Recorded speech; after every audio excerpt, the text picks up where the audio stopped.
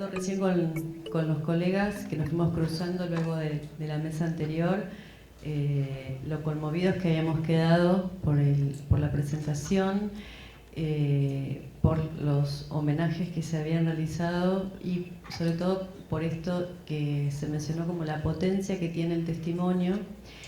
y cómo eso nos impacta en el cuerpo a todos nosotros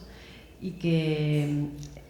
digamos, era difícil retomar sin sentirse tocado, ¿sí? por esas palabras.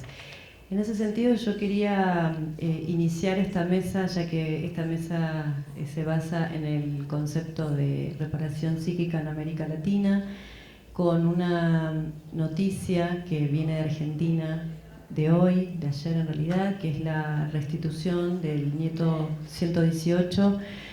Martín Ogando, que es una historia muy particular y que en el momento en que sucedieron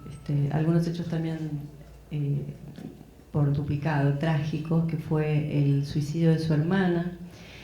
Virginia Ogando, hace unos años atrás,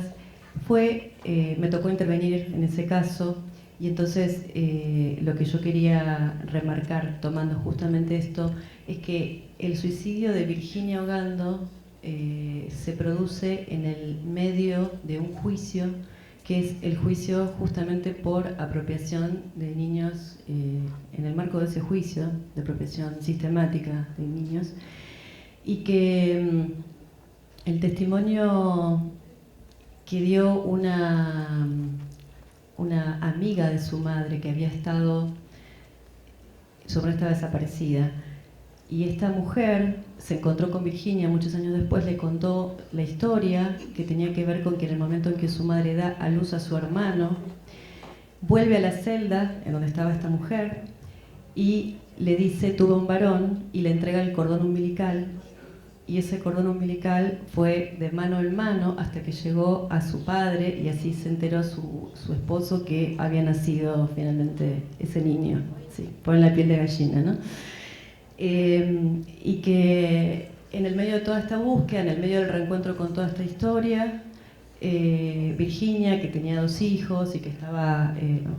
justamente, digamos, su vida muy atravesada por toda esta búsqueda, evidentemente, se suicidó en la ciudad de Mar del Plata, escribiendo una carta y diciendo que no soportaba más y que se iba con su mamá y su papá.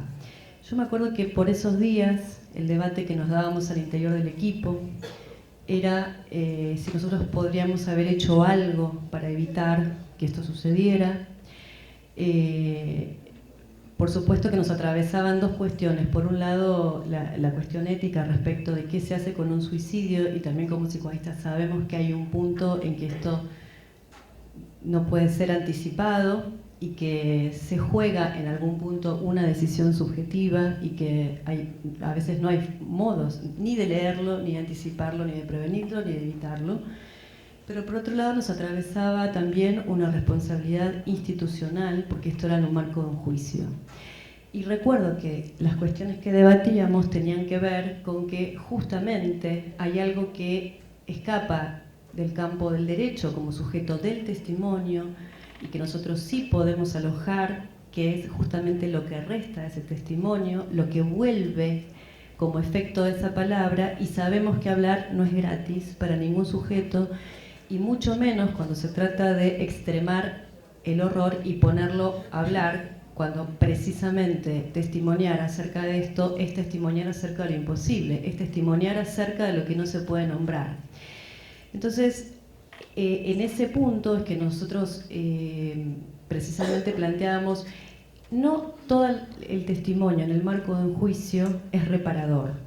Depende, no podemos hacer generalizaciones, depende con qué se encuentra el sujeto en ese lugar, y en ese punto yo quería justamente traer, porque vamos a escuchar en esta mesa, digamos, una serie de exposiciones acerca del concepto de reparación psíquica, y que, como es algo que también venimos debatiendo muy fuertemente estos días, en el marco de la creación de la red latinoamericana de reparación psíquica con los colegas que están en la mesa y con otros colegas que van a conversar con nosotros a la tarde, justamente sabemos por el tipo de trabajo que realizamos, y acá retomo también, rememoro las palabras de Moisés en la mesa anterior, cómo esto impacta en nosotros. Imaginémonos el impacto que tiene en quien además lo vivió en carne propia,